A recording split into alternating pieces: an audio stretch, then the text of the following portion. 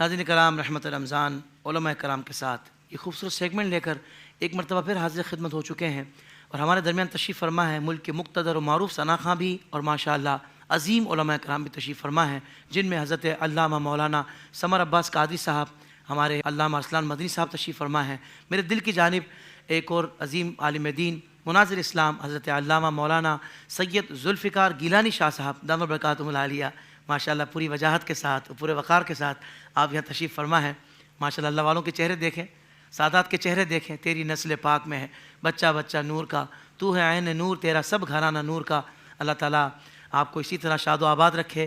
قبلہ شاہ صاحب تشریف فرما ہے اور ہمارے سید حسن علی قادری ایک اور سید زادہ یہاں تشریف فرما ہے۔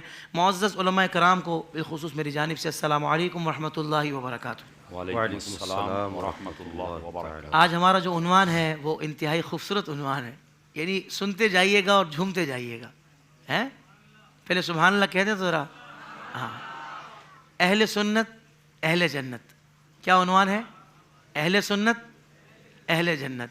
تو یہ اب آج علماء کرام ہمیں بتائیں گے کہ اہل سنت کب سے ہیں، اور پھر ہم اہل سنت الحمدللہ تو فی زمانہ دعوے دار بہت سارے ہیں، لیکن حقیقی اہل سنت کون ہیں، یہ ساری باتیں انشاءاللہ جب آپ کو بتائی جائیں گی تو آپ کو اندازہ ہوگا کہ ہم اہل سنت ہیں، اور اللہ پاک کا ہم پر بڑا احسان ہے کہ جو عقائد 1450 سال سے صحابہ کرام سے ہوتے ہوئے آج یہاں تک پہنچے ہیں، تو الحمدللہ ہمارے وہی عقائد اور وہی نظریات ہیں، ہم الحمدللہ اسی پر قائم ہیں اور اسی پر دائم ہیں اور گامزن ہیں۔ اللہ تبارک و تعالیٰ ہمیں اسی پر رکھے۔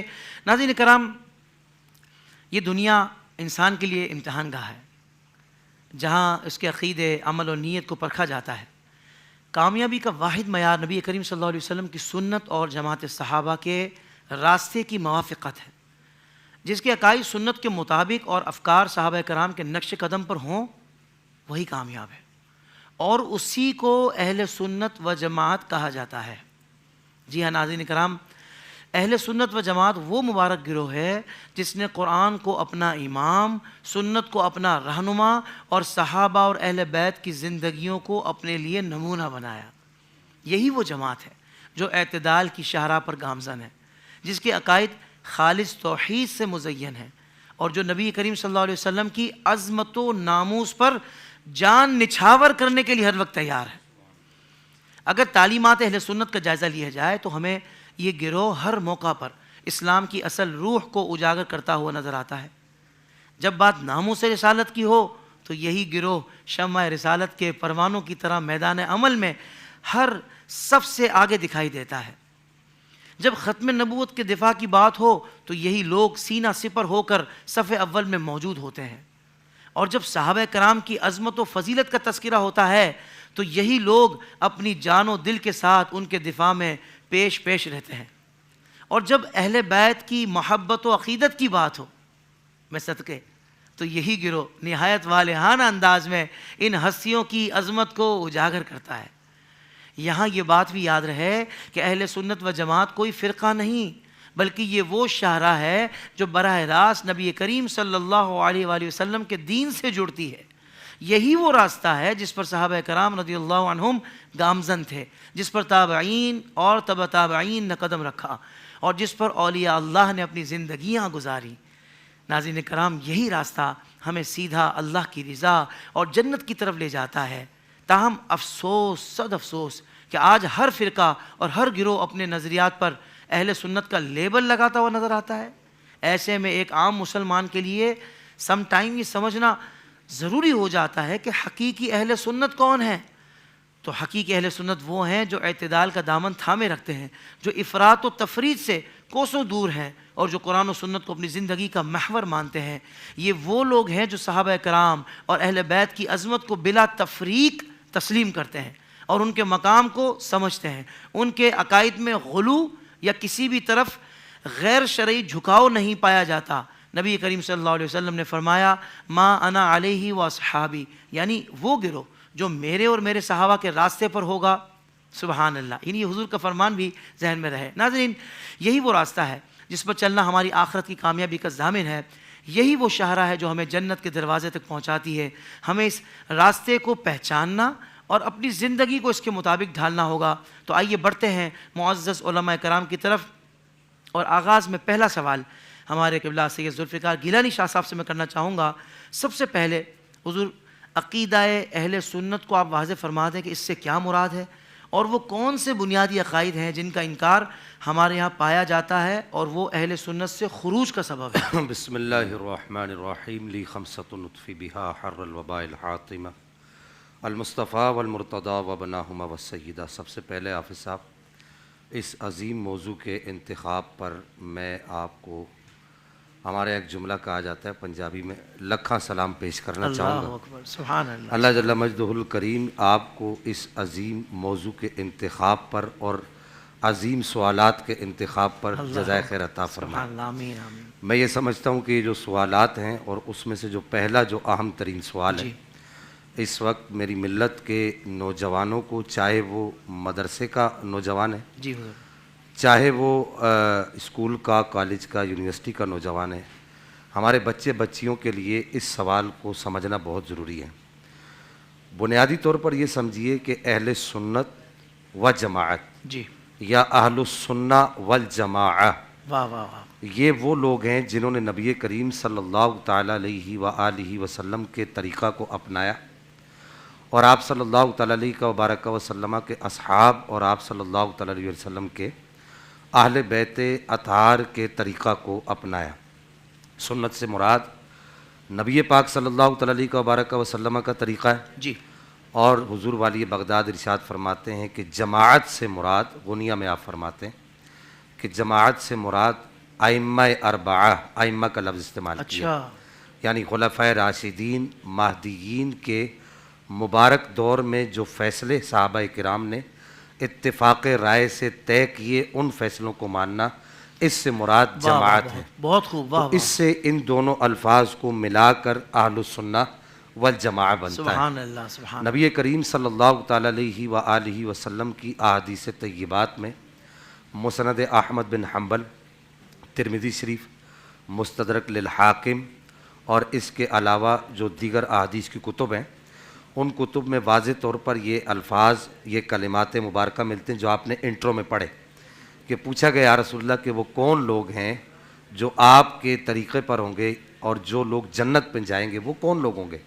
تو آپ صلی اللہ تعالیٰ علیہ وبارک وسلم نے ارشاد فرمایا ما انا علیہ اليوم و اصحابی او کما قال، کہ آج کے دن میں اور میرے صحابہ جس عقیدے پر ہیں اسی عقیدے پر رہنے والے جنت میں جائیں گے.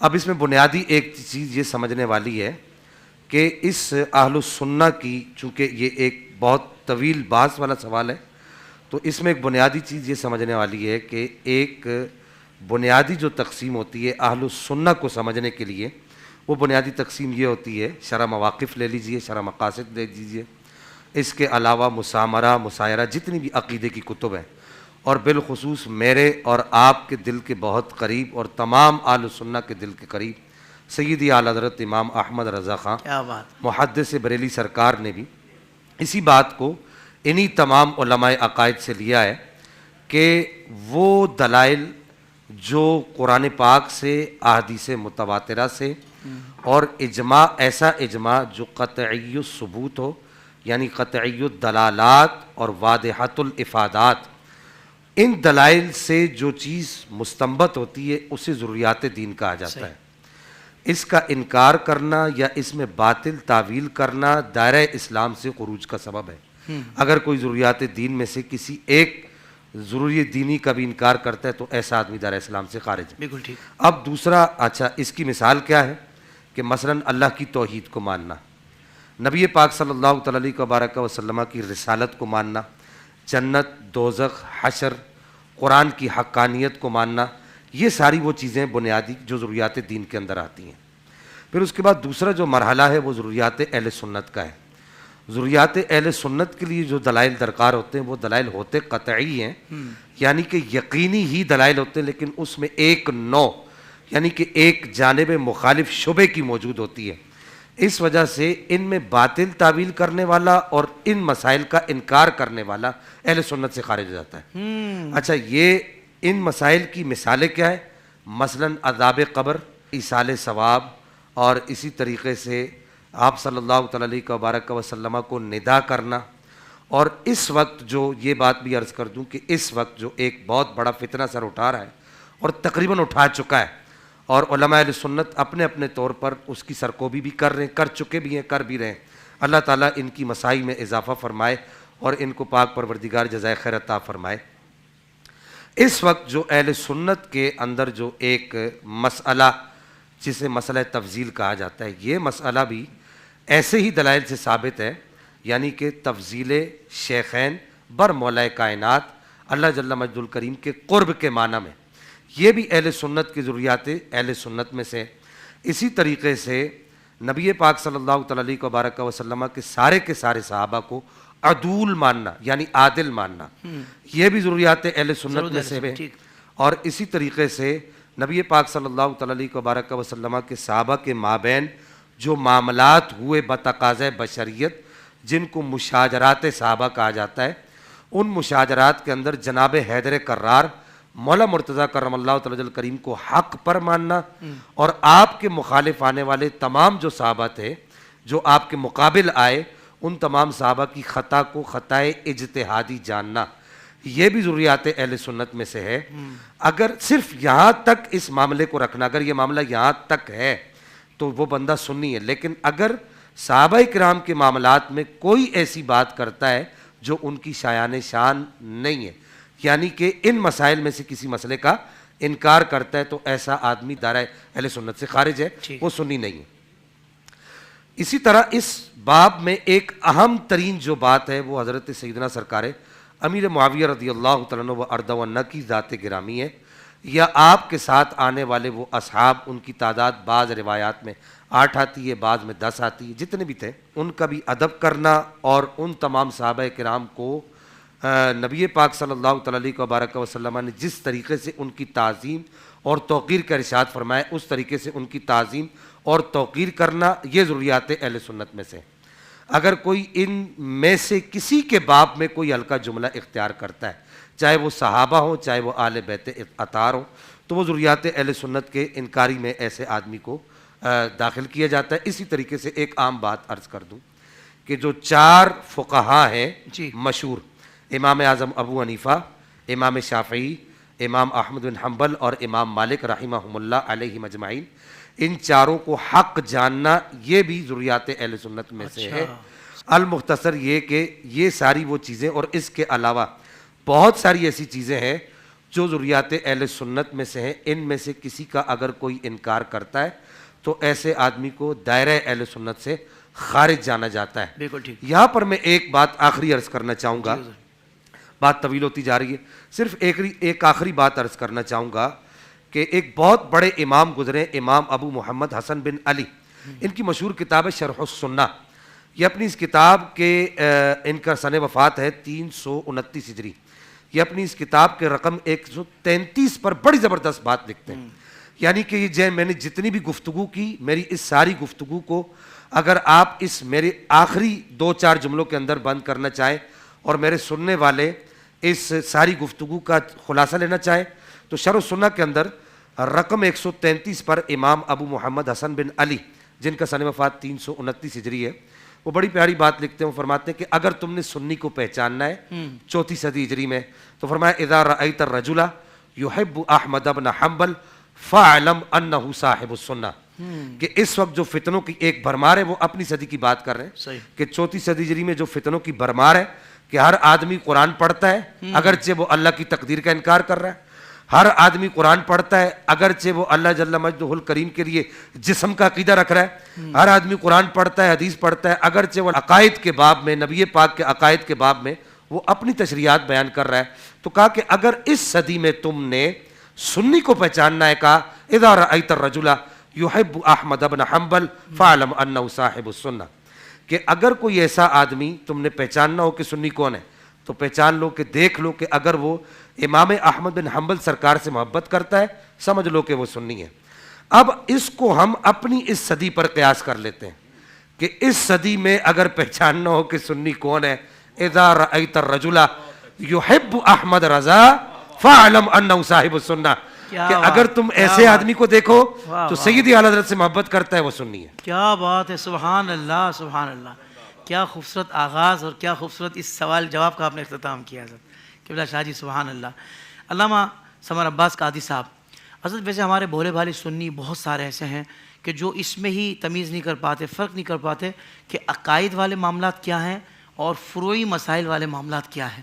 تو ان دونوں میں، یعنی ان دونوں کے اختلاف میں جو بنیادی فرق ہے، میں چاہتا ہوں اس پر کچھ ایسا کلام فرما دیں تاکہ ہمیشہ کے لیے ہمارے ناظرین اور حاضرین کے ذہن میں بات بیٹھ جائے۔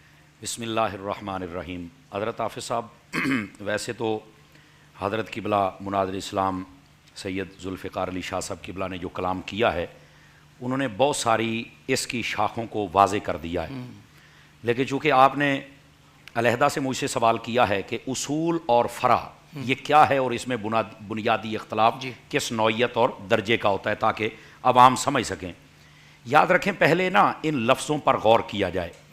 اصول اصل سے ہے اور اصل بنیاد اور جڑ کو کہتے ہیں۔ کسی بھی چیز کی بنیاد اور جڑ اگر سلامت ہے تو وہ چیز اس پر قائم رہ سکتی ہے، اگر جڑ ہی ہل گئی یا سوکھ گئی تو وہ چیز کبھی قائم اور ثابت رہ سکتی نہیں۔ بالکل صحیح۔ اچھا، فرع اس کی شاخ کو کہتے ہیں۔ یہ جو شاخیں ہوتی ہیں نا، یہ اس کا حسن بھی ہوتی ہیں، اور ان میں آپ دیکھیں اگر درختوں کو آپ نے خوبصورت بنانا ہو تو چھانٹ کانٹ کرنی پڑتی ہے وقت کی ضرورت کے مطابق، اور وہ چھانٹ کانٹ ہی اس کا حسن ہوتا ہے۔ جو جڑ ہوتی ہے آپ اس کی چھانٹ کانٹ نہیں کر سکتے، اور جو شاخ ہوتی ہے، فرع ہوتی ہے، اس کی چھانٹ کانٹ کرنی پڑتی ہے۔ جو اصول ہیں یہ عقائد دینیہ کہلاتے ہیں، واہ واہ، اس میں آپ چھانٹ کانٹ نہیں کر سکتے۔ کیا کہنے ہیں، واہ واہ۔ اور جو فرع ہوتی ہے یہ اعمال دینیہ کہلاتے ہیں، اور اس میں تغیر زمانہ اور مرور زمانہ کے ساتھ کچھ نہ کچھ مسائل میں تبدیلی آتی رہتی ہے۔ اور یہ جو فرمایا گیا اختلاف امتی رحمت، اس کا مصداق یہی فروعی مسائل ہوتے ہیں کہ اس میں علماء اختلاف کرتے رہیں گے، اور اس اختلاف کو عوام کے سامنے جب پیش کیا جائے گا تو ان کے لیے سہولت، آسانی، بلکہ رحمت بن کے ان کے سامنے واضح ہوگا کہ علماء اگر سر جوڑ کے نہ بیٹھتے اور قرآن و حدیث کا مغز ہمیں نہ بتاتے تو آج ہمارے لیے یہ آسانی والا مسئلہ قرآن کی اس نص سے واضح نہ ہوتا۔ بالکل ٹھیک۔ یہ ہے دوسری بات۔ اب تیسری بات بھی سمجھنے والی ہے۔ یہ جو اصول ہوتے ہیں نا حضرت حافظ صاحب، یہ کبھی بدل نہیں سکتے، چونکہ اسی کو عقیدہ کہتے ہیں۔ یہ کبھی بدل نہیں سکتے۔ وجہ کیا ہے؟ اصول مضبوطی، عقیدہ مضبوطی، اور جڑ دونوں ایک معنی۔ عقیدہ عقد عقدہ سے ہے، اس کا معنی ہی مضبوط ہونا ہے۔ جب کسی چیز کو باندھا جاتا ہے اور مضبوط گرہ لگائی جاتی ہے تو اس کے لیے یہ لفظ عقد استعمال ہوتا ہے۔ کتاب النکاح پڑھا جائے، جب زوجین کا نکاح ہوتا ہے تو کہتے ہیں ان کا عقد ہو گیا ہے۔ جب کتاب البیوع پڑھا جائے تو فقہا کہتے ہیں جب سودا تام ہو جائے تو کہتے ہیں جی ان کا عقد تام ہو گیا ہے۔ تو یہ جو لفظ عقد ہے بیسک یہ مضبوطی کا معنی دیتا ہے۔ عقیدے میں تزلزل اور تذبذب نہیں ہوتا، جیسے حضرت شاہ صاحب نے واضح فرمایا کہ اس کے اندر تعویل کی گنجائش ہی نہیں ہوتی، تو تذبذب اور تزلزل نہیں ہے، اس لیے تو تعویل کی گنجائش نہیں ہے۔ تو یہ پکے مسائل ہوتے ہیں۔ اچھا، ایک تو یہ عقیدہ مضبوط ہوتا ہے۔ دوسری بات یہ حضرت حافظ صاحب، یہ جو اصول ہوتے ہیں جن کو آپ عقیدہ، اور فقیر عقیدہ کہہ کے عرض کر رہا ہے، یہ جیسے مضبوط ہوتے ہیں ویسے ہی یہ 1400 سالوں سے طے شدہ ہیں۔ یہ دوسری بات ہے۔ ایک ہے مضبوطی اور دوسرا ہے 1400 سال سے طے شدہ۔ اور تیسری بات حضرت حافظ صاحب اس میں سمجھنے والی یہ ہے، عوام اور ناظرین بھی اس کو سمجھیں، کہ یہ کبھی بدل نہیں سکتے۔ یہ 1400 سال سے طے شدہ ہیں۔ زمانہ بدلے گا، صدیاں بدلیں گی، لوگ بدلیں گے، قرن و زمانے بدلیں گے، لیکن عقیدہ نہیں بدلے گا۔ بالکل صحیح۔ اچھا، یہ ہو گئی تیسری بات۔ اب یہاں پر چوتھی بات بھی سمجھنے والی ہے، اور وہ بڑی خاص بات وہ یہ ہے کہ یہ جتنے فروع ہوتے ہیں ان کے اندر اختلاف کی گنجائش بھی باقی ہے، اور یہ اختلاف امت کے لیے رحمت کا سبب پہلے میں نے اشارتاً عرض بھی کیا ہے۔ اس کے ساتھ راہیں کھلتی ہیں، آسانیاں کھلتی ہیں، اور یہ جو کہا گیا الیوم اکملت لکم دینکم، اے محبوب آپ کا دین آج ہم نے مکمل کر دیا، اور یہ قیامت کی صبح تک مکمل ہے۔ یہ اس کا اظہار بھی ہو رہا ہے کہ جتنا مرضی تیز دور آ جائے، جدید دور آ جائے، ٹیکنیکل دور آ جائے، اس کے اندر ہر ٹیکنیک کو، ہر جدت کو نبی پاک کے دین کے سامنے جھکنا پڑے گا، اور یہ دین اصول میں تو کبھی بدل سکتا ہی نہیں، فروعات میں بھی روشن باب کی طرح ان کی اصلاح کرتا نظر آتا ہے۔ یہ ہے چوتھی بات۔ اب آ جائیے تھوڑا سا اس بات کو میں آگے لے کے چلوں۔ یہ جو ضروریات دین ہوتے ہیں ان میں جیسے حضرت شاہ صاحب نے فرمایا عقائد اس کو کہتے ہیں، اس کے 3 نام ہیں۔ اصول اس کا پہلا نام ہے، عقیدہ اس کا دوسرا نام ہے، ضروریات دین اس کا تیسرا نام. بالکل صحیح. یہ ایک ہی چیز کو کہا جاتا ہے. اچھا یہ جو چیزیں ہوتی ہیں یہ قرآن مجید سے، حدیث متواتر سے اور اجماع امت سے ثابت ہوتے ہیں. سبحان اللہ. ان کے ثبوت کے لیے یہ تین چیزیں ہوتی ہیں. تین چیزیں. اچھا دوسری بات، ان کے اندر نہ تعویل کی گنجائش ہے نہ شبہ کی گنجائش ہے. یہ دوسری بات. اب تیسری بات کہ یہ جتنی چیزیں ہیں ان میں تقلید نہیں ہوتی. جو اصل ہے، جو عقیدہ ہے، جو ضروریات دین ہے، اس میں تقلید نہیں ہے. واہ واہ واہ. تقلید فروعی مسائل کے اندر بہت ہوتی اچھے، ہے. بہت یاد اچھے. رکھ لیجئے یہ اس کے تین بنیادی فرق بھی ہیں جو فرع کے ساتھ اس کا فرق واضح کرتے ہیں. اب یہ جب ان کو باتیں سمجھ آ گئیں تو اتنی تو ذہن میں آ جانا چاہیے کہ اصول عقیدے کو کہتے ہیں، اصول ضروریات دین کو کہتے ہیں، اصول قرآن سے ثابت ہوتے ہیں، اصول حدیث متواتر سے ثابت ہوتے ہیں، اصول اجماع امت سے ثابت ہوتے ہیں، اصول کے اندر تبدیلی نہیں ہو سکتی، اصول طے شدہ ہیں اور اصول کے اندر کوئی کمزوری اور چینجنگ نہیں ہو سکتی. یہ اتنی باتیں جب سمجھ گئے تو ان کو سمجھ جانا چاہیے کہ اصول یعنی عقیدہ اور ضروریات دین یہ کتنی اہم اور کتنی مضبوط اور پکی بات ہے. واہ واہ. یہ مضبوطی اور جڑ اگر سلامت ہے تو وہ بندہ مسلمان ہے، اگر یہی سلامت نہیں تو ظاہر سی بات ہے وہ پھر دائرہ اسلام سے خارج ہو جائے گا. ایسا ہی ہے. اور اس کی وضاحت حضرت شاہ صاحب نے بڑے پیارے انداز میں کی. اب دوسری جانب آ جائیے، واہ واہ. وہ ہے فروعات. فروعی مسائل کے اندر آسان لفظوں میں کہوں تو وہ یہ ہے جتنے ہمارے فقہی مسائل ہیں یہ ان کا جو اختلاف ہوتا ہے وہ مراد ہوتا ہے. اس میں یاد رکھیں ہوتا وہ بھی دلیل سے ہی ثابت ہے. اس کا یہ نہیں کہ وہ کسی دلیل سے ثابت نہیں ہوتا، وہ کسی نہ کسی دلیل سے ہی ثابت ہوتا ہے، لیکن اس کے اندر تعویل کی گنجائش بھی ہوتی ہے، اس کے اندر اختلاف کی گنجائش بھی ہوتی ہے.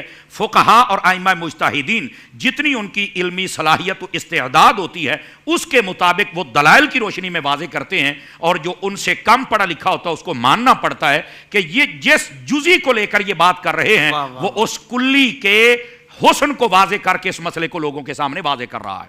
اچھا یہ ہے دوسری بات. اب تیسری بات بھی سمجھنے والی ہے اس باب کے اندر. ہمارے یہاں اصل مسئلہ یہ ہے، حضرت شاہ صاحب نے بڑی پیاری بات کہی کہ ہمارے لوگوں کو بات سمجھنی چاہیے کہ اصل مسئلہ کیا ہے. ہمارے لوگوں کا مسئلہ پتہ کیا ہے؟ آج کل اختلاف اور باتوں میں ہے، شور اور باتوں پر کیا جاتا ہے. یعنی پنجابی کہتے ہیں پیڑاں ہور تے پھکیاں ہور. بالکل ٹھیک. رولا ہو رہے تے شور ہو رہے.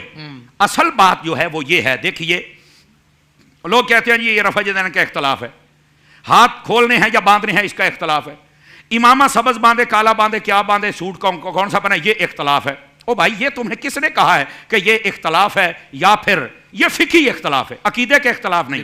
یہ تمہیں کس نے کہا کہ یہ فرقے کام کرتے ہیں؟ یہ تمہیں کس نے کہا ہے کہ اس کے ساتھ اصول کا اختلاف ہے؟ نہیں بھائی، اصل اختلاف جس کی طرف شاہ صاحب نے اشارہ کیا کہ وہ حضرات جنہوں نے اپنے اوپر مسلمانیت کا لیبل لگایا اور پھر بعد میں علم غیب کی تشریح آئی تو جب بات شیطان کی آئی تو کہنے لگے بہت زیادہ علم نبی پاک کی آئی تو رک گئے. اصل اختلاف یہ ہے. جب بات اختیار کی آئی تو کہا فلاں کا اختیار اتنا ہے، نبی پاک کے اختیار کے بارے میں کہا کہ وہ تو مختار کل نہیں ہے. جب بات حضور کی نورانیت و بشریت کی آئی تو بشر اپنے جیسا کہہ دیا، جبکہ نہ ان جیسا بشر کوئی ہے نہ ان جیسا نور کوئی ہے. جب نبی پاک صلی اللہ علیہ وسلم آپ کی شان حاضر و ناظر آئی تو ملک الموت کے لیے مان رہے ہیں اور نبی پاک کے لیے نہیں مان رہے. یعنی اختلاف اور ہے، اور یہاں کہا جا رہا ہے یار یہ ہاتھ اوپر اٹھانا، رفع یدین کرنا، کپڑے پہننا، پگڑی، اور او بھائی اختلاف اور ہے. اس اختلاف پہ آئیے، اپنی وضاحت پیش فرمائیے اور اس کے بعد آپ پر جو فتویٰ لگے گا اس کو قبول فرمائیے. یہ اختلاف جیسے امامے کا ہے، ہاتھ اوپر اٹھانے کا ہے، کھولنے کا ہے، باندھنے کا، یہ فروعی اختلاف ہے. اس میں جو رفع یدین کرتا ہے اس کی نماز بھی ہو جاتی ہے، جو نہیں کرتا اس کی بھی ہو جاتی ہے، جو کھول کے پڑھتا ہے اس کی بھی نماز ہو جاتی ہے، اور جو ہاتھ باندھ کے پڑھتا ہے اس کی بھی ہو جاتی ہے، جو سینے پہ باندھتا ہے اس کی بھی ہو جاتی ہے، جو نیچے کرتا ہے اس کی بھی ہو جاتی ہے. اصل مسئلہ یہ ہے جو جس کا مقلد ہو اس کے علاوہ آسانی کے لیے ہر ہفتے یا 2 ہفتے کے بعد وہ اپنے امام کو بدل نہیں سکتا. یہ ہوائے نفس ہے. یہ ایک الگ مسئلہ ہے کہ تقلید جس کی جائے پھر اسی کی تحقیقات پر دین مصطفیٰ پر عمل کرنا چاہیے. یہ ایک الگ مسئلہ ہے، لیکن اس کو بنیاد بنا کے پیش کرنا اور اصل جو اصولی اختلافات ہیں ان کو پسے پوش ڈال دینا یہ منع ہے اور اس کی اجازت نہیں ہے. یہ اصل اختلاف ہے اصول کا اور فروع کا. اصول عقیدے کو کہتے ہیں اور جو فروع ہے یہ فقہی مسائل اور دیگر جو امت کے مسائل ہیں ان کو کہا جاتا ہے. ان میں اختلاف کی گنجائش بھی ہے اور یہ آسانی کے لیے بدلتے بھی رہتے ہیں. جو عقیدہ ہوتا ہے نہ بدل سکتا ہے نہ تبدیل ہو سکتا ہے اور نہ ہی اس میں شک کی گنجائش ہوتی ہے. اصل یہ اصول اور فرع کا اختلاف یہ ہوتا ہے. بہت خوب علامہ صاحب، بہت کمال انداز سے آپ نے گفتگو فرمائی ہے. میں سمجھتا ہوں کہ ہماری جو نیو جنریشن سامنے بیٹھی ہوئی ہے اور جو اسکرین پر ہمیں دیکھ رہی ہے، بہت سارے لوگ ایسے ہوں گے کہ پہلی مرتبہ شاید ان کو یہ جو بنیادی باتیں ہیں جو ہمارے دونوں علماء کرام نے فرمائی ہیں، یہ فرسٹ ٹائم انہوں نے اس انداز سے سنی ہوں گی. تو بہت سارے کانسیپٹس کلیئر ہو گئے ہوں گے، اور ہو سکتا ہے کہ جو آپ کو کچھ باتوں کی وجہ سے لگ رہا ہو کہ یار بات تو صحیح کر رہا ہے، پھر آپ کو پتہ لگا ہوگا یہ باتیں سننے کے بعد کہ وہ صرف فتنہ پھیلانے والا ہے، کہ وہ جو باتیں کر رہا ہے اس کا تعلق تو اصول دین سے ہے ہی نہیں، بنیادی عقائد سے ہے ہی نہیں. وہ فروعی معاملات کو اٹھا کر لوگوں کے سامنے اس کا واویلا کر کے یہ ظاہر کرتا ہے کہ دیکھو یہ اختلافات ان میں کس طرح کے ہیں، یہ کیسے اختلاف کرتے ہیں. تو آج بہت کمال کی گفتگو، یعنی آغاز میں ہی اتنی شاندار گفتگو ہوئی ہے. مزید بات کو آگے بڑھاتے ہیں. قبلہ شاہ صاحب، اگر ہم چند بنیادی باتوں پر عمل کر لیں، جیسے نماز، روزہ، زکوٰۃ، حج اور اخلاقیات اپنا لیں اور کسی سے بحث کیے بغیر اپنی زندگی جئیں اور کسی پر تنقید نہ کریں کہ کیا معلوم کون صحیح، تو کیا یہ رویہ درست ہے کہ کیا پتہ کون صحیح ہے؟ بسم اللہ الرحمن الرحیم. حافظ صاحب، میں آپ کے سوال کی طرف آتا ہوں. میں سننے والوں کو بالخصوص وہ میرا بچہ، وہ میرا نوجوان جو اس وقت اسکول، کالج اور یونیورسٹی کے عمیق ترین گڑھوں کے اندر جو اسلام کے ساتھ بالکل بھی کوئی تعلق نہیں رکھتے، ان کے اندر گرتا چلا جا رہا ہے. میں اس کو پیغام دینا چاہتا ہوں آپ کے اس پلیٹ فارم کے توسط سے کہ مفتی صاحب نے جو ابھی ایک گفتگو کی اصولی اور فروعی اختلاف کی، اصولی اختلاف میں دو ٹوک الفاظ میں کہہ دیے کہ کائنات میں کوئی ایسا آدمی نہیں ہے جو یہ کہتا ہو کہ اشہد ان لا الہ الا اللہ وحدہ لا شریک لہ واشہد ان محمدا عبدہ ورسولہ، کہ اس کے علاوہ شہادتین کچھ اور چیز کا نام ہے اگر آسان الفاظ میں وہ سمجھنا چاہے. یا وہ یہ کہتا ہو کہ ما کان محمد ابا احد من رجالکم ولکن رسول اللہ وخاتم النبیین، نبی پاک صلی اللہ تعالیٰ علیہ وبارک وسلم کے علاوہ کسی اور کو خاتم النبیین مانتا ہو اور وہ اپنے آپ کو مسلمان بھی کہتا ہو. کائنات میں کوئی ایسا آدمی نہیں ہے. ایسا ہی اصل جو یہ تو ہیں اصولی مسائل، عقیدے کے مسائل، ان میں تو اختلاف ہو ہی نہیں سکتا. اب اس کے بعد جو فروعی مسائل ہیں، ہو سکتا ہے کہ مفتی صاحب کو مجھ سے میرے مسئلے سے اختلاف، مثلا فی زمانہ انجیکشن لگانے کا ایک مسئلہ ہے، روزہ ٹوٹتا ہے یا نہیں ٹوٹتا. اب بعض علماء ایسے ہیں کہ جو اس بات کو ابھی تک تسلیم نہیں کر سکے کہ روزہ ٹوٹتا ہے، وہ یہ کہتے ہیں کہ روزہ نہیں ٹوٹتا. میرا ان لوگوں سے تعلق ہے جو یہ گمان رکھتے ہیں اور جن کا یہ نظریہ ہے، جن کی یہ سوچ ہے، یہ فکر ہے کہ انجیکشن لگانے سے روزہ ٹوٹ جاتا ہے. اب مفتی صاحب یقیناً اس نظریے سے ہوں گے، میں یہ ساری بات کیوں کر رہا ہوں، مفتی صاحب یقیناً اس نظریے سے ہوں گے کہ آپ یہ فرماتے ہوں گے کہ روزہ نہیں ٹوٹتا. ایسا ہی ہے، بالکل ایسا ہی ہے. تھوڑی دیر کے لیے مفتی صاحب کا اگر اسپیکر کھول دیں تو مسئلہ سمجھنے میں آسانی ہوگی. جی مائک کھولیں. مائک کھولیں گے مفتی صاحب کا. اب مفتی صاحب کا نظریہ یہ ہے، مجھے پتہ ہے مفتی صاحب کا نظریہ یہ ہے کہ روزہ نہیں ٹوٹتا، میرا نظریہ یہ ہے کہ روزہ ٹوٹ جاتا ہے. جی، لیکن اس کے باوجود مفتی صاحب میرے لیے قابل احترام ہے، بے شک، اور اس کے باوجود میں مفتی صاحب کے لیے قابل احترام ہوں. یقین. اصل بات یہ نہیں ہے کہ نماز کس طرح پڑھنی ہے، روزہ کس طرح رکھنا ہے، آنکھ میں دوا ڈالنے سے روزہ ٹوٹتا ہے، کان میں ڈالنے سے روزہ ٹوٹتا ہے یا نہیں ٹوٹتا ہے، یا اسی طریقے سے دیگر جو فروعی یعنی کہ شاخوں والے اختلاف ہیں اس سے کسی کو کوئی سروکار نہیں ہے. اصل وہ اصولی اختلاف ہے کہ نبی کریم صلی اللہ تعالیٰ علیہ وبارک وسلم کے علم غیب پر حملہ کرنے آئے تو ایسا حملہ کیا کہ آپ صلی اللہ تعالیٰ علیہ وبارک وسلم کے علم غیب کو استغفر اللہ ثم استغفر اللہ، نقل کفر نباشت، مجنوؤں سے، سبی سے اور اس طریقے سے دیگر وہ ان مخلوق سے تشبیہ دے دی کہ جو نبی پاک علیہ السلام کی شایان شان نہیں ہے. آپ صلی اللہ تعالیٰ علیہ وبارک وسلم کی ختم نبوت کی طرف آئے تو ختم نبوت زمانی کا ایک رستہ نکال کے تو وہ ایک راہ ہموار کی ختم نبوت کے منکرین کے لیے، اور وہ اسمبلی کے بینچ پہ کھڑے ہو کے کہتا ہے کہ بھائی تمہارے لیے تو ختم نبوت کا معنی تو یہ ہے، تم تو بات کرنے لائق ہی نہیں ہو. تو پھر اس وقت امام انقلاب، قائد انقلاب شاہ احمد نورانی صدیقی صاحب کھڑے ہو کے کہتے ہیں کہ ہم سے بات کرو, ختم نبوت کے امین ہم ہیں. تو میں اپنی ملت کے نوجوان کو سمجھانا یہ چاہتا ہوں کہ میرے بچوں, تمہاری ابھی علمی لیاقت وہ نہیں ہے, ابھی تمہاری علمی جو حیثیت وہ نہیں ہے کہ تم ان باتوں کو سمجھ سکو. تم ان باتوں کو پکڑ کر علماء پر تانا زنی کر رہے ہو. میں نے واضح مثال دے دی کتنا بڑا مسئلہ ہے روزے کے ٹوٹنے نہ ٹوٹنے کا, لیکن اس کے باوجود ہم دونوں ایک دوسرے کے لیے قابل احترام. یہ میرا ہاتھ چومتے میں ان کا ہاتھ چومتا ہوں, یہ میرا ماتھا چومتے میں ان کا ماتھا چومتا ہوں. اصل مسئلہ یہ نہیں ہے. بہرحال اس کے بعد یہ جس رویے کی طرف آپ اشارہ کر رہے ہیں, یہ رویہ کہ جی بس ٹھیک ہے, نماز پڑھیں, روزہ رکھیں, حج کریں, زکوٰۃ دیں اور بس نیک اعمال کریں, والدین کی فرما برداری کریں اور جو ہے صلہ رحمی کریں, قطع رحمی نہ کریں, بس اس چیز کو مد نظر رکھیں, اخلاقیات کے درس کو مد نظر رکھیں, بس اس کے بعد آپ کے لیے جو ہے ساری راہیں کھلی, سیدھا آپ جنت میں چلے جائیں گے. یہ رویہ اللہ کی کتاب کا رویہ نہیں ہے, نہیں ہے. یہ رویہ نبی کے نصاب کا رویہ نہیں ہے. نہیں. آپ کے اس پلیٹ فارم کے توسط سے میں اپنے سارے سننے والوں کو یہ کہنا چاہوں گا, قرآن پاک کے اندر 30 پارے ہیں اور قرآن پاک کے اندر کم و بیش 527 رکوع ہیں, 6232 یا اس کے لگ بھگ ہیر پیر میں کچھ آیتیں ہیں. ایک آیت بھی قرآن میں ایسی نہیں ہے جو اس رویے کو ریپریزنٹ کرتی ہو. قرآن مجید الفرقان الحمید میں جہاں پر اخلاقیات کو اپنانے کا درس کیا گیا, بڑی ذمہ داری کے ساتھ یہ بات کر رہا ہوں, جہاں پر قرآن مجید الفرقان الحمید میں نیک اعمال کرنے کا درس دیا گیا, روزہ رکھنے کا, حج کرنے کا, زکوٰۃ دینے کا, وہ ساری باتیں جہاں پر قرآن پاک میں کی گئی ہیں. اور اس کے ساتھ یہ کہا گیا ہے, مثلا میں سورہ بقرہ کی ایک آیت پڑھتا ہوں, وَبَشِّرِ الَّذِينَ آمَنُوا وَعَمِلُوا الصَّالِحَاتِ أَنَّ لَهُمْ جَنَّاتٍ تَجْرِي مِن تَحْتِهَا الْأَنْهَارُ كُلَّمَا رُزِقُوا مِنْهَا مِن ثَمَرَةٍ رِزْقًا قَالُوا هَذَا الَّذِي رُزِقْنَا مِن قَبْلُ وَأُتُوا بِهِ مُتَشَابِهًا وَلَهُمْ فِيهَا أَزْوَاجٌ مُطَهَّرَةٌ وَهُمْ فِيهَا خَالِدُونَ. یہ سورہ بقرہ کی میں نے ایک آیت کریمہ پڑھی, پھر اس کے بعد میں آیت کریمہ پڑھتا ہوں سورہ عصر کی, وَالْعَصْرِ إِنَّ الْإِنسَانَ لَفِي خُسْرٍ إِلَّا الَّذِينَ آمَنُوا وَعَمِلُوا الصَّالِحَاتِ وَتَوَاصَوْا بِالْحَقِّ وَتَوَاصَوْا بِالصَّبْرِ. پورا قرآن پڑھ کے دیکھ لیں میری ملت کا نوجوان جو یہ کہتا ہے کہ میرے لیے اردو قرآن پڑھنا کافی ہے, میں اس کو یہاں پر دعوت فکر دینا چاہتا ہوں کہ صرف تو پورا قرآن پڑھ لے, صرف اردو ترجمے کے ساتھ پڑھ لے.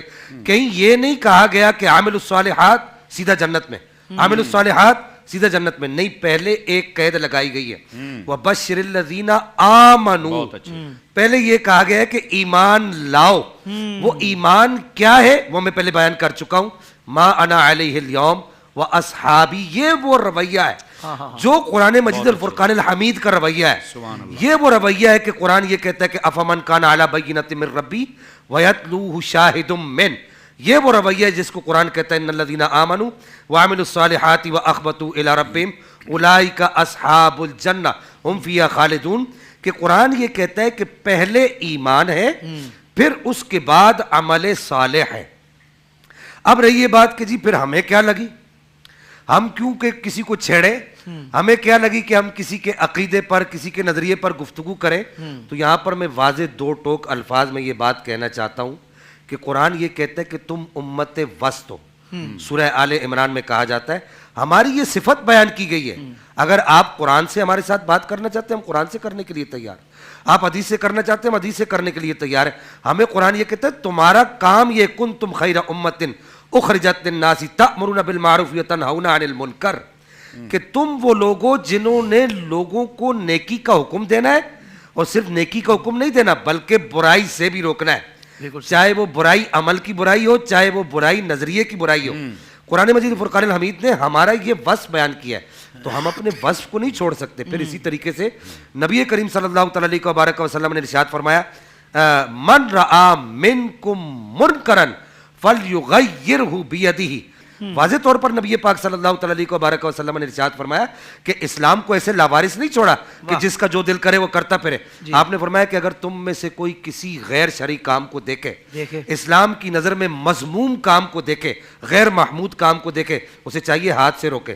اگر ہاتھ سے نہیں روک سکتا تو اسے چاہیے زبان سے روکے, اور اگر زبان سے نہیں روک سکتا تو اسے چاہیے کہ کم از کم اپنے دل میں برا ضرور جانے. اس ضمن میں بس میں آخری بات عرض کر دوں کہ نبی کریم صلی اللہ تعالی علیہ وسلم نے ارشاد فرمایا, حافظ ابن حجر نے السوائق کے مقدمے کے اندر اس سے استدلال کیا ہے. اسی طریقے سے سید احمد زینی دہلان مکی نے اپنی کتاب الخلفاء الراشدون کے اندر اپنے اس کتاب کے مقدمے کے اندر استدلال کیا، دیگر علماء عقائد نے، متکلمین نے اسے استدلال کیا ہے کہ یہ کہا جائے کہ بھائی ٹھیک ہے، بس نماز پڑھو، روزہ رکھو، کسی کے ساتھ بات کرنے کی کیا ضرورت ہے؟ نبی کریم صلی اللہ تعالیٰ علیہ وسلم نے ارشاد فرمایا، پیچھے جو میں قرآن پاک کی آیت پڑھی اس کی تائید میں قرآن کی بیسیوں آیتیں اور موجود ہیں، اور جو حدیث مبارکہ میں نے پڑھی من رأى منکم منکرن، بالکل صحیح سند حدیث ہے۔ اسی کے ساتھ اس کی تائید میں یہ حدیث مبارکہ بھی ہے کہ نبی پاک نے ارشاد فرمایا اذا ظہرت الفتن او البدع فلیظہر العالم علمہ ومن لم یفعل ذلک فعلیہ لعنۃ اللہ والملائکۃ والناس اجمعین لا یقبل اللہ منہ صرفا ولا عدلا۔ یہ آخری یوں سمجھیے کہ آپ صلی اللہ تعالیٰ علیہ وسلم نے اس تابوت کے اندر نبی پاک نے آخری کیل ٹھوک دی۔ آپ نے فرمایا جب فتنے اٹھنے لگ جائیں، میرے اور میرے صحابہ کے خلاف باتیں کی جانے لگ جائیں، یعنی ہمارے نظریات کے خلاف باتیں کی جانے لگ جائیں، تو اس وقت عالم کو چاہیے کہ وہ اپنا علم ظاہر کرے۔ اگر وہ ایسا نہیں کرتا تو نبی پاک نے فرمایا کہ فمن لم یفعل ذلک فعلیہ لعنۃ اللہ والملائکۃ والناس اجمعین، تو اس پر اللہ کی بھی لعنت ہے، اس کے ملائکہ کی بھی لعنت ہے، اور پوری کائنات کی اس کے اوپر لعنت ہے۔ نہ اللہ اس کا کوئی فرض قبول فرمائے گا، نہ اللہ اس کا کوئی نفل قبول فرمائے گا۔ تو میں یہ سمجھتا ہوں جو میں نے یہ گفتگو کی، میری ملت کا نوجوان اس گفتگو کا اگر زبدہ نکالنا چاہے، چربہ نکالنا چاہے، تو وہ یہی ہے کہ صرف نیک اعمال سے کام نہیں بنے گا، بلکہ پہلے عقیدہ درست کرنا پڑے گا۔ عقیدہ پہلے درست کرنا ہوگا۔ بہت زبردست، ماشاءاللہ۔ علامہ سمر عباس صاحب یہ ارشاد فرمائے ایک عام آدمی، اب عام آدمی جو مختلف زندگی کے شعبے ہوتے ہیں وابستہ ہے، اس طرح شاید ٹائم نہیں نکال پاتا کہ دین کو پراپر اس کو سیکھ سکے، سمجھ سکے، بس علماء کرام کی صحبت میں کبھی بیٹھتا ہے، کبھی بیانات سن لیے۔ ایک عام آدمی کس طرح یہ پہچان سکتا ہے کہ حقیقی اہل سنت کون ہے؟ کیونکہ اس وقت تو سوشل میڈیا پہ گلغار ہے فتنوں کی، اور کتابیں کھول کھول کر باتیں بتائی جا رہی ہیں اور بنائی جا رہی ہیں کہ فلاں نے یہ غلطی کی، فلاں نے یہ کیا، تو سب ہی غلط لگتے ہیں یا سبھی صحیح لگتے ہیں۔ تو ایسے میں عام بندہ کیا کرے؟ وہ کیسے پہچانے کہ حقیقی اہل سنت کون ہے؟ اللہ اکبر۔ حضرت حافظ صاحب، آپ جیسے کہتے ہیں نا کہ دکھتی رگ کے اوپر ہاتھ رکھ رہے ہیں آپ، ہر سوال آپ کا ایسا ہے۔ اور میرا یہ خیال ہے کہ جیسے حضرت شاہ صاحب نے آپ کو بہترین دعا دی کہ اللہ اس پر آپ کو جزائے بہترین عطا فرمائے، اور ہمارا IDS کا مقصد بھی یہ ہے پیغام حق اور آسن انداز کے ساتھ حق والوں تک پہنچایا جائے۔ جو اس کو قبول کرے سبحان اللہ، جو اختلاف کرنا چاہے اس کی اپنی مرضی ہے۔ جہاں تک آپ کے سوال کا تعلق ہے کہ ہمیں کیسے پتہ چلے کہ حقیقی اہل سنت کون ہے، اصل میں نا اس کے پیچھے کچھ فیڈنگز ہیں جن کو پہلے سمجھنا پڑے گا۔ ٹھیک ہے۔ بعض لوگ جنہوں نے اپنے مقاصد کو حاصل کرنا تھا، انہوں نے تمام تر جتنے فرقے ہیں، ان کے جتنے عقائد ہیں، ان سب کو پسے پوش ڈال کر انہوں نے کہا یہ سارے ان کے آپس کے جھگڑے ہیں، لہٰذا ہم تو صرف مسلمان ہیں۔ انہوں نے پہلے یہ ذہن بنایا، پہلے یہ گراؤنڈ تیار کیا، پہلے یہ ٹریک تیار کیا، اس کے اوپر قوم کو لگایا۔ اب انہوں نے کہا جی ہمیں تو بھائی کوئی پتہ نہیں ہے۔ اچھا، اس میں ہمارے جیسے حضرت شاہ صاحب نے فرمایا نا کہ ہمارے جو نوجوان ہیں جو اسکول کالج یونیورسٹی میں جاتے ہیں، وہ بھی تھوڑا جب اوپن مائنڈیڈ ہوتے ہیں تو وہ بھی کہتے ہیں یار کیا ہے یہ سارے اختلافات، آپ چھوڑو ہم مسلمان ہیں۔ تو اس کے جو اصل بنیاد ہے نا، پہلے تو اس کو پاش کرنا ہوگا، اور وہ اس انداز میں ہے کہ اگر آپ مطالعہ کریں قرآن کا، احادیث کا، تفاسیر کا اور محدثین کا، آپ مطالعہ کر کے دیکھ لیں، آخر یہ لفظ اہل سنت کہیں سے تو آیا ہے نا، اور پھر یہ اتنا مقبول کیوں ہو گیا کہ اہل سنت جو حقیقی ہیں وہ تو ہے ہی ہے، جو نہیں ہے اب وہ بھی کہہ رہے ہیں کہ میں بھی اہل سنت ہوں۔ یعنی جو کل تک کہتا تھا کہ میں کسی فرقے کو نہیں مانتا، میں کسی بابے کو نہیں مانتا، وہ بھی آج کہتا ہے حقیقی اہل سنت میں ہوں۔ آپ کا کیا تعلق ہے؟ اس کا مطلب ہے حقیقی اہل سنت مسلمان ہونے کے بعد کسی چیز کو تو تم نے بھی تسلیم کر لیا نا، کیا ضرورت پیش آئی آپ کو اس لفظ کے پیچھے بھاگنے کی؟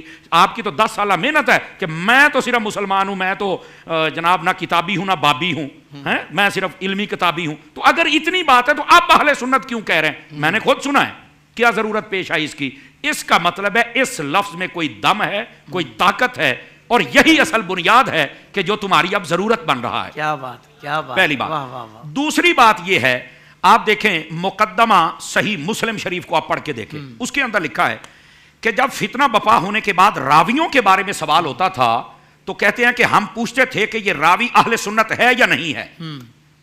اگر اہل سنت ہوتا تو اس کو معتبر و مستند و معتبر سمجھ کر ہم اس کی روایت کو قبول کر لیتے تھے، اور اگر وہ اہل سنت نہیں ہوتا تھا تو اس کی مکمل تحقیق و تفتیش کے بعد اس کو یا رد کر دیا جاتا تھا یا علماء کی عدالت میں پیش کر دیا جاتا بہت تھا۔ اچھا، اس کا مطلب ہے کہ جو کتابوں کے حوالے دیتے ہیں میں ان کتابوں کو مانتا ہوں، تو میرے بھائی کتاب کی حدیث پڑھنے سے پہلے مقدمہ بھی پڑھ لو بزرگوں نے لکھا کیا ہے، وہاں تو لفظ اہل سنت موجود ہے۔ اور وہ تو کہتے ہیں ایسا بندہ جو سنی نہیں ہے، اہل سنت نہیں ہے، ہم تو اس کی روایت کو نہیں لیتے۔ تو جو اہل سنت کی روایت کو نہیں لیتے ان کی کتابیں پڑھ کے واردات کرنے والوں، جب تم اہل سنت نہیں تو تمہیں کون قبول کرے گا؟ یہ پہلی بات۔ اب دوسری بات سمجھیے گا، یہ اصل میں مرض وجود میں کیوں آیا، اس کا بیک گراؤنڈ اور پس منظر میں اپنے سادہ طالب علمانہ لہجے میں عرض کروں اور لوگ اور ناظرین توجہ فرمائیں۔ وہ یہ ہے، دیکھیے جب مسلمان کہلانے والے قرون اولیٰ میں یہی لوگ تھے جو مسلمان کہلاتے تھے، لیکن جب اختلاف بڑھا نا اور مسلمان کہلانے والوں میں 3 فرقے مارز وجود میں آئے، جی۔ ایک کا نام تھا جبریہ، ایک کا نام تھا قدریہ، ایک کا نام تھا معتزلہ۔ ٹھیک ہے، اچھا ان کے اپنے اپنے نظریات ہیں، اگر دیکھا جائے نا تو کوئی 10 20 40 مسئلوں میں انہوں نے اختلاف نہیں کیا۔ انہوں نے تقدیر کے مسئلے میں اختلاف کیا، کوئی کہتا ہے کہ تقدیر کے مسئلے میں ہم پر جبر ہے، وہ جبریہ بن گئے، کوئی کہتے ہیں تقدیر کے مسئلے میں جو لکھا ہوا وہی ہے، وہ قدریہ بن گئے، اور کئیوں نے شفاعت اور نبی پاک علیہ السلام کے باقی معاملات کا انکار کیا، وہ معتزلہ بن گئے۔ یعنی چند پوائنٹس پر ان کا اختلاف تھا۔ اب مسلمان کہلاتے تھے لیکن نظریہ انہوں نے بدل لیا، اپنا ٹریک بدل لیا، صحابہ سے، تابعین سے اور تبع تابعین سے۔ جب انہوں نے بدلنے کی کوشش کی تو اس وقت علماء نے سر جوڑا کہ یار مسلمان کہلانے والے اگر یہ ٹریک لوگوں کو دیتے رہیں گے تو پھر اصلی اور نقلی کی پہچان کیسے ہوگی؟ تو اس وقت انہوں نے کہا وہ جو نبی پاک علیہ السلام نے فرمایا تھا ما انا علیہ و اصحابی، ما انا علیہ اس سے مراد سنت رسول ہے، ٹھیک ہے، اور اصحابی سے مراد جماعت اہل سنت و جماعت، ان 2 لفظوں کو جوڑ کر پھر نکالا گیا۔ واہ واہ واہ واہ، اور یہی محدثین میں مقبول ہے اور یہی فقہاء میں مقبول ہے، اور یہی وہ لفظ تھا جس کو اس وقت کے تمام علماء، ائمہ، محدثین، صلحاء، فصحاء، علماء، بلغاء، ان سب نے کہا کہ اب اس لفظ کو حقیقی مسلمان کا معیار قرار دیا جائے۔ مسلمان وہ بھی کہلاتے تھے لیکن جب جبری آ گیا فارغ ہو گیا، قدری آ گیا فارغ ہو گیا، معتزلہ آ گیا فارغ ہو گیا۔ اب کون سا مسلمان چلے گا؟ جو اہل السنت والجماعہ ہوگا۔ واہ واہ واہ واہ، سبحان اللہ، سبحان یہ ضرورت پیش آئی۔ اچھا یہ لفظ پھر کس نے اتنا اجاگر کیا اور ان فرقوں کا رد بلیغ کیا؟ وہ 2 امام تھے، ایک امام ابو الحسن اشعری تھے رحمت اللہ علیہ، اور دوسرے امام ابو منصور ماتریدی تھے رحمت اللہ تعالی علیہ۔ ان دونوں نے ان کا رد بلیغ کیا اور ان کے رد کو اتنا عام کیا کہ سمجھو کہ بچے بچے تک بات پہنچائی، اور اہل سنت اور قرآن و حدیث کا جو اصلی مغز اور روح اور عقیدہ حق کا تھا اس کو لوگوں تک واضح کر کے بتایا کہ یہ وہ باطل فرقے ہیں جو مسلمان کہلاتے ہیں، لیکن ان مسائل کی وجہ سے یہ مسلمانیت تو نہیں اہل سنت کے دائرے سے فارغ ہو گئے۔ اچھا کچھ حدیں ہوتی ہیں وہ چھو جائیں تو مسلمانیت سے بھی فارغ ہو جاتے ہیں، وہ میرا موضوع نہیں ہے، میں صرف اشارہ دے رہا ہوں۔ اچھا جب انہوں نے کہا کہ پھر اس کے مقابل لفظ کیا ہے تو انہوں نے اہل السنت والجماعہ کا لفظ دیا، اور اسی پر علماء، ائمہ، محدثین، فقہاء، سارے اصولیین اسی پر متفق ہو گئے۔ یہ زمانہ چلتا، اب اس وقت کسی نے کہا جب ہم مسلمان ہیں تو پھر اہل السنت والجماعت کا کیا مطلب ہے؟ وہ سارے سمجھتے تھے کہ مسلمان تو یہ بد نصیبی کہہ رہے ہیں، جبریہ بھی، قدریہ بھی، معتزلہ بھی، تو یہ تشریحات دین کی بدل رہے ہیں، لہٰذا اب حقیقی مسلمان کے لیے اہل السنت والجماعہ کا نشان آ گیا، ٹیگ آ گیا، مونوگرام آ گیا، پہچان آ گئی، ان کے سر کے تاج کا ہیرا آ گیا۔ تو جو اہل سنت والجماعت کہلاتا تھا وہ سچا، باقی سب فارغ۔ زمانہ چلتا رہا، اہل السنت کے نام پر یہ کام، باقی جتنے فرقے آتے وہ باطل کہلاتے، اہل السنت والجماعہ کا جب لفظ آ جاتا وہ معتبر، مستند مانا جاتا تھا۔ جب دور آیا امام احمد رضا کا، اس دور کے اندر اہل السنت کہلانے والوں نے پھر ڈنڈی مارنے کی کوشش کی، جس کی جانب حضرت شاہ صاحب قبلہ نے بڑی شرح و بست اور تفصیل کے ساتھ اشارہ فرمایا۔ انہوں نے آقا کریم علیہ السلام کے علم غیب، شان اختیارات، شان حاضر و ناظر اور جملہ باقی چیزوں میں جس میں شفاعت بھی ہے اور جس میں اختیارات اولیاء بھی ہے، اور بعد کے اندر اور مسائل میں اختلاف جب شروع کیا تو پھر ان کا رد بلیغ کیا اعلیٰ حضرت امام احمد رضا خان علیہ رحمت الرحمن۔ اور جب یعنی پہلے تھا مسلمانوں میں اختلاف ہوا تو جبریہ، قدریہ، معتزلہ الگ ہوئے تو اہل السنت کا لفظ آ گیا۔ اب جب اہل السنت میں ایسے لوگ پیدا ہونے لگے تو اعلیٰ حضرت صاحب رحمت اللہ علیہ نے رد بلیغ کر کے لوگوں کے سامنے واضح کیا کہ ان کے یہ عقائد ہیں، عرب کیا، عجم کیا، سب علماء کو واضح کیا اور سب نے ان کے خلاف فتوے جاری کیے، اور پھر حقیقی اہل السنت کے لیے یا مسلک رضا کا لفظ آیا یا فکر رضا کا لفظ آیا، اور مشہور لفظ ہے بریلوی۔ اس کے بعد آیا تھا کہ اہل السنہ میں اتنے اختلاف کرنے والے موجود ہیں، وہ اپنے آپ کو اہل السنہ جناب حنفی اور ساتھ میں آگے کئی لاحقے اور سابقے ملاتے ہیں، تو ان میں سے حقیقی کون ہوگا؟ فرمایا جس طرح امام ابو الحسن اشعری اور امام ابو منصور ماتریدی انہوں نے حق کو واضح کیا تو اہل سنہ کا نشان آیا، اب اہل سنہ میں چھپے ہوئے لوگوں کو واضح کر کے جو اصل نشان اور اصل اہل سنت ہے ان کے ساتھ لفظ بریلوی بولا جائے گا، تاکہ پتہ چلے کہ ڈالڈا گھی کون سا ہے اور اصلی گھی کون سا ہے۔ اس لیے اس لفظ کو واضح کیا گیا۔ اور وہ بات یہ حضرت شاہ صاحب نے جو بات کی ہے نا، وہ بات ایسے ہی ہوا میں تیر نہیں تھا کہ امام احمد بن حنبل سے جو محبت کرے گا وہ پکا سنی ہوگا، اس دور میں جو امام احمد رضا سے محبت کرے گا وہ پکا سنی ہوگا۔ یہ بات جو حضرت شاہ صاحب نے فرمائی ہے، یہ بات میں نے لکھی ہے، یہ شیخ محمد علوی مالکی قاضی مکہ، ٹھیک ہے، انہوں نے لکھی ہے باقاعدہ اپنی کتب کے اندر، کہتے ہیں نحنو نعرفہ بتصنیفاتہ، ہم نے احمد رضا کو پہچانا ہے ان کی تصنیفات، ان کے فتاوا اور جو بد مذہبیت کا انہوں نے رد بلی کیا اس کی وجہ سے، اور کہتے ہیں اب ہیں کیا یہ حبہ علامت السنہ و بغضہ علامت البدع۔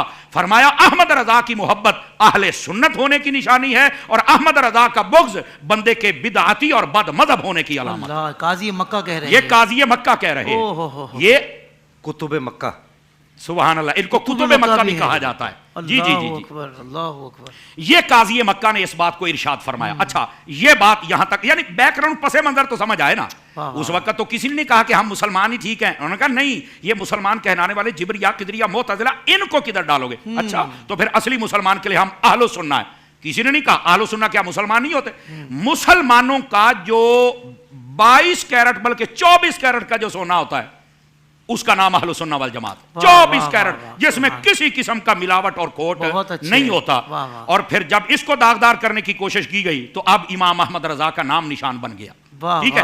اچھا اس کو میں تھوڑا سا اور آگے، چونکہ وقت کے دامن میں گنجائش نہیں ہوتی، حضرت شاہ صاحب کی برکت بھی ہم نے لینی ہے، 4 منٹ ہے جی میں بالکل جلدی سے اس بات کو اختتام کی طرف لے کے آتا ہوں۔ اگر آپ موسوعہ للادیان والمذاہب اس کو پڑھ کے دیکھیں تو اس کے اندر لکھا ہوا اہل سنہ والجماعت یہ ہوتے کون ہیں؟ یعنی جو کہتے ہیں کہ ہم مسلمان ہی کافی، بھئی اہل سنت یہی تو اصل مسلمان ہیں۔ وہ کیسے؟ المتمسکون بسنت رسول اللہ، ان کی پہلی نشانی یہ ہوتی ہے کہ یہ حضور کی سنت سے تمسک کرتے ہیں، کوئی ان کا اپنا نظریہ نہیں ہوتا، یہ نبی پاک صلی اللہ علیہ وسلم کی احادیث میں موجود تمام چیزوں سے استنباط کر کے پھر لوگوں کی اصلاح کرتے ہیں، اپنی اختراع اور اپنی رائے پر نہیں ہوتا۔ دوسری بات التارکون بدع المبتدعین، وہ کہتے ہیں کہ یہ جو اہل سنت ہوتے ہیں یہ ہر بدعتی، ہر بد مذہب اس کو ترک بھی کرتے ہیں، ہر بدعت کو بھی ترک کرتے ہیں اور ہر بد مذہب کو بھی اپنے سے نکال کر چھانٹ کے پیچھے کر دیتے ہیں۔ آگی وضاحت اہل سنہ کون ہوتے ہیں۔ تیسری بات فرمایا الثابتون مع الجماعہ، یہ ہمیشہ جماعت کے ساتھ وابستہ رہتے ہیں، اور اس جماعت سے مراد دو چیزیں ہیں، ایک وہ جماعت جو جماعت صحابہ کرام ہے، اور دوسری جو ان کی تقلید میں جس کو سواد اعظم کہا جاتا ہے، اور یہ قیامت تک اہل حق کی جماعت رہے گی، یعنی جو صحابہ کرام کی جماعت کے عقائد اور نظریات تھے انہی کا فروغ اور انہی کو واضح کرنے والی جماعت کے ساتھ رہنے والے یہ اہل سنت ہوتے ہیں۔ کیا کہنے، یعنی اہل سنت کا دلائل قرآن و حدیث سے ہم تمسک کرتے ہیں، بدعتی اور بدعت کو اپنے قریب نہیں آنے دیتے، اور رہ گئی بات ہماری تو ہمارا شجرہ تو صحابہ کرام تک جاتا ہے، تم بتاؤ تمہارا شجرہ کہاں جاتا ہے۔ یہ اصل بات ہے جس کو سمجھنا چاہیے اور جس کو واضح کر دیا گیا۔ اچھا یہ تھا پہلا حصہ، اب دوسرا حصہ اس سوال کا جلدی میں عرض کر دوں۔ کتابیں کھول کے بتاتے ہیں فلاں نے یہ لکھا، فلاں نے یہ لکھا، فلاں نے یہ لکھا، فلاں نے یہ لکھا۔ پہلی بات ہمارے علماء نے لکھا ہے قرآن کے علاوہ کوئی کتاب ایسی نہیں جس میں ہر بات حق ہو اور سچ ہو۔ پہلی بات، اس کے اندر الحاقات بھی ہو سکتے ہیں، تسامحات بھی ہو سکتے ہیں، اضافات بھی ہو سکتے ہیں، ٹھیک ہے۔ جب قرآن حق اور سچ ہے اور اس کے بعد کسی بھی کتاب میں ہر بات حق ہو یہ ضروری نہیں ہے، تو پھر شور مچانے کی کیا ضرورت ہے؟ فلاں نے یہ لکھا، فلاں نے یہ لکھا، تو کہتے پھر اس کا حل کیا ہے؟ میں نے کہا بیٹے حل بھی بتاتے ہیں تمہیں، تم تھوڑا صبر تو کرو نا، تم تو ویسے ہی جذباتی ہو، کمرے میں بیٹھ کے گرم لقمہ کھا لیا، تیرا منہ جلنے لگ گیا اور تم نے کلپ بنانا شروع کر دیا، وہ تھوڑا ٹھنڈی کر کے کھا میرے بیٹے۔ اور وہ یہ ہے، اس کا جواب سنی، اس کا جواب یہ ہے، بے شک بخاری ہو، مسلم ہو، ترمذی ہو، نسائی ہو، اینی ون کوئی کتاب ہو، اس کے اندر جو چیز آتی ہے باقاعدہ اس کی تفتیش ہوتی ہے، تفتیش کے بعد اس کو قرآن پر پیش کیا جاتا ہے، اور جو احادیث صحیحہ ان پر پیش کیا جاتا ہے. اگر مطابقت ہو تو قبول ہے، ورنہ حکم ہوتا ہے کہ یہ ضعیف ہے یا موضوع ہے، اس کا حکم بیان ہو گیا. تو پھر یہ کہنا کہ اس کتاب میں یہ ہے، اس میں یہ ہے، بھائی حکم ہم نے بیان کر دیا، کتاب میں رہے، یہ تو اچھا ہے تاکہ آنے والوں کے لیے آسانی رہے کہ جب قرون اولا کی کتابوں میں لوگوں نے اتنا کوئی داخل کر دیا ہے تو آج کل کے بزرگوں کی کتابوں میں کیوں نہیں داخل ہو سکتا ہے. اللہ اکبر. جیسے ہم ان چیزوں کو نہیں مانتے اور کہہ دیتے ہیں یہ موضوع ہے یا پھر ضعیف ہے، اسی طرح ہم ان کتابوں کے بارے میں بھی کہتے ہیں کہ یا یہ الحاقات ہیں، موضوع ہیں، یا پھر یہ ضعیف ہے، اس بات کی کوئی اصل نہیں ہے. اگر قرون اولا کی کتاب میں کوئی بات تعویل والی ہو تو ہم تعویل کر دیتے ہیں، بزرگان دین کی کتاب میں کوئی تعویل والی بات ہو تو ہم تعویل کر دیتے ہیں. اگر نہ ہو تو جیسے ان کتابوں میں کوئی نہ کوئی باتیں ایسی ہیں اور آج تک موجود ہیں اور نہیں نکالی اور تم شور نہیں مچاتے، نکالو امام مسلم کی کتاب سے یہ، نکالو بخاری سے یہ، نکالو مسلم سے یہ، تو پھر اگر وہاں موجود ہیں تم کہتے ہو حکم بتا دیا اتنا ہی کافی ہے، تو ہم بھی حکم بتا رہے ہیں جتنی کتابوں میں جو کچھ ہے وہ اگر قرآن و حدیث سے میچ کر جائے سبحان اللہ نہیں کرتا تو آپ شور کیوں مچاتے ہیں؟ نہ وہ بزرگوں کی تعلیم تھی اور نہ ہی اس کو کبھی ہم نے لوگوں کے سامنے پیش کیا ہے اور نہ ہی اس کو تعلیمات کا حصہ بنایا ہے. اور ہم جب پیش ہی نہیں کرتے تو آپ کون ہے جو کتابیں کھول کھول کے قوم کو بدزن کرنے کی کوشش کریں؟ آپ کے اندر یہ اخلاقی جرت ہی نہیں ہے کہ آپ یہ بتا سکیں کہ قرون اولا کی کتابوں میں اگر کوئی چھیڑ چھاڑ ہوئی ہے تو ان کتابوں میں تو بہت زیادہ ہو سکتی ہے. جیسے ان باتوں کو دلیل نہیں بنایا جا سکتا اور ان شخصیات پر اعتراض نہیں کیا جا سکتا، اسی طرح ان چیزوں پر بھی اعتراض کر کے ان شخصیات پر اعتراض نہیں کیا جا سکتا. واہ واہ واہ واہ واہ کمال. ویسے واقعتاً ٹاپک ایسا ہے کہ اس میں بہت زیادہ گفتگو ہو سکتی ہے. ابھی بھی کئی سوالات ہمارے سامنے ہیں مگر پروگرام کا وقت بڑا محدود ہوتا ہے. میں تو دل سے شکریہ ادا کرتا ہوں کہ دونوں ہمارے علماء کرام نے الحمدللہ بات کو بالکل واضح کر دیا.